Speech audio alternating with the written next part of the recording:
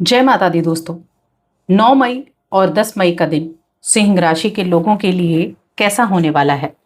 चलिए सबसे पहले इन 2 दिनों की तिथि, नक्षत्र और योग की बात करते हैं। अब ये जो 9 मई का दिन है, ये शनिवार का दिन है। कृष्ण पक्ष की सप्तमी तिथि रहेगी। चंद्रमा मकर राशि और श्रवण नक्षत्र में होंगे। इससे जो योग बनेंगे इस दिन, एक तो सर्वार्थ सिद्धि योग बनेगा, दूसरा शुक्ल नाम का योग बनेगा। 10 मई का दिन रविवार का दिन है। कृष्ण पक्ष की अष्टमी तिथि रहेगी। चंद्रमा दोपहर तक मकर राशि में, उसके बाद कुंभ राशि में और घनिष्ठ नक्षत्र में रहेंगे। योग जो बनने वाले हैं वो ब्रह्म नाम का योग और इंद्र नाम का योग बनेगा। अब इन योगों का प्रभाव आपकी दिनचर्या को कैसे प्रभावित करेगा? ये 2 दिन आपके लिए क्या कुछ लेकर आए हैं? कहाँ लाभ, कहाँ हानि, क्या आप छोटे छोटे उपाय कर सकते हैं? चलिए जानते हैं। अब देखिए, इन दोनों दिनों की मैं एक साथ बात करूंगी। ये राशिफल चंद्र राशि पर आधारित है। अब देखिए, सिंह राशि के जातकों के लिए ये जो मकर राशि के चंद्रमा है, यहाँ आप अपने जीवन में कुछ जो मुद्दे उत्पन्न हो रहे हैं ना, उनको लेकर आप थोड़े से भावुक हो सकते हैं। यानी कुछ कुछ चीजें जो चल रही होंगी, तो उनको लेकर थोड़ी भावुकता आपके अंदर आ सकती है। ऐसे में थोड़ा सा आप पेशेंस बनाकर रखेंगे तो बहुत अच्छा रहेगा, क्योंकि कहीं ना कहीं छठे भाव के जो चंद्रमा है ऊपर से शनि की राशि में है, थोड़ा सा इमोशनल आपको कर देते हैं, थोड़ा मन में एक तनाव की स्थिति पैदा कर देते हैं। ऐसे ऐसे में जब मन में कोई काम आता है, मन में कोई विचार आया, तो इंसान सोचता है फटाफट बस इस काम को कर दो ताकि हम इस चीज़ों से बच सकें। तो जल्दबाजी में कार्य करने से आपको बचना होगा, ये आपको ध्यान रखना है। आप खुद जब आहत होंगे तो कहीं ना कहीं आपकी वाणी भी कटु हो जाती है और आपका स्वभाव भी वैसा हो जाता है। तो ऐसे में आप दूसरों की भावनाओं को भी ठेस पहुंचा सकते हैं। तो बस एक कार्य करें कि शांत दिमाग रखने की कोशिश करें और अपने फैसले या कार्यों में जल्दबाजी ना करें। हर तरीके से सोच समझकर कार्य करना होगा। अगर आप अपनी भावनाओं पर नियंत्रण रख लेंगे, तो देखिए, अपनी भावनाओं पर नियंत्रण रख लिया तो चीजें अच्छी हो जाएंगी और महत्वपूर्ण चीजें भी आप कर पाएंगे। ठीक है, तो इसलिए थोड़ा सा आपको इन चीजों पर ध्यान रखना है। अब अगर हेल्थ को हम देखें तो आपके पास काफी वक्त होगा कि आप अपनी हेल्थ के लिए कुछ कर सकें। अपने खुद को फिट रखने के लिए आप थोड़ा पैदल चल सकते हैं, थोड़ी सी एक्सरसाइज आप कर सकते हैं, क्योंकि ये आपके शरीर को ठीक रखेगी, दुरुस्त रखेगी। और जब आप सेहतमंद रहेंगे तो आप हर एक जो भी कार्य को करना चाहते हैं, जिस भी काम को करना चाहते हैं, उस काम को कर पाएंगे।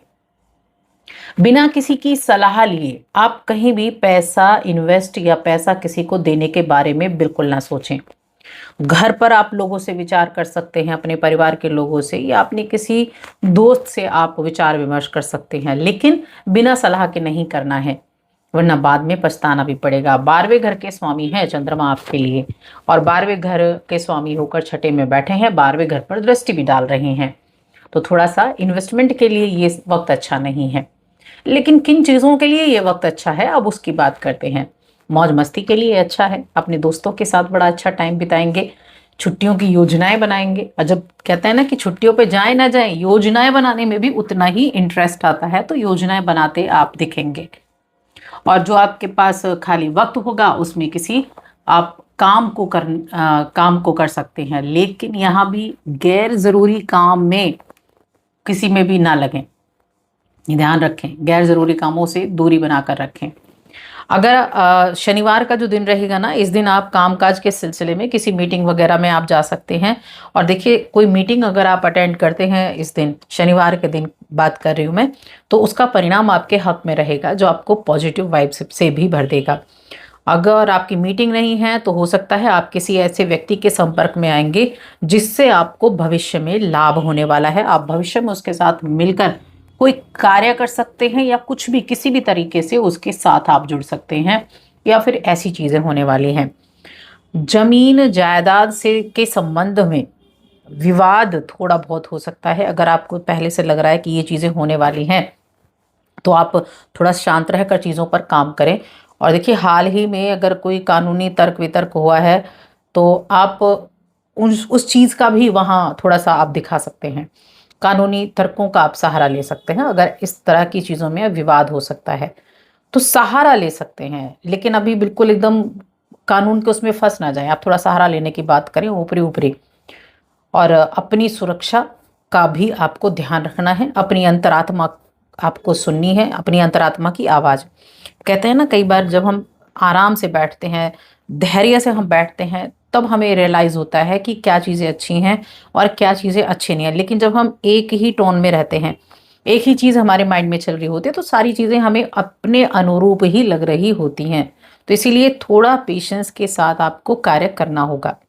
और अगर मसला सुरक्षात्मक मसला ऐसा है कि आप उसको नहीं सुलझा पा रहे हैं, तो सुरक्षात्मक ढंग से प्यार से सुलझाना चाहेंगे तो आसानी से सुलझ जाएगा। तो ये कुछ इस तरह की चीजें हैं कि इसको आप ये नहीं कह सकते कि ये दिन आपके लिए बहुत बुरा है, लेकिन हाँ, कुछ चीजों को सुधारने का मौका आपको जरूर मिलने वाला है।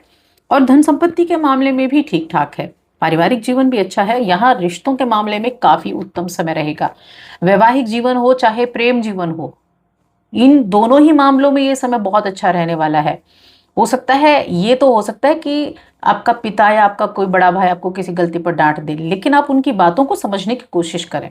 जीवन साथी के साथ मिलकर बेहतरीन यादें आपके लिए रहेंगी, काफी अच्छा वक्त बिता पाएंगे। वीकेंड का समय है, इस वीकेंड पर आप कहीं छोटा मोटा ट्रैवल भी कर सकते हैं, आप कहीं डिनर के लिए जा सकते हैं। इस तरह के कार्य करेंगे तो आपकी बॉन्डिंग भी अच्छी रहेगी और एक अच्छा सामंजस्य बना रहेगा। अभी जो 10 मई का दिन है, ये जो रविवार का दिन है, अब इस दिन कुछ लोगों के लिए छुट्टी का ये समय रहेगा और चंद्रमा मकर राशि में ही होंगे।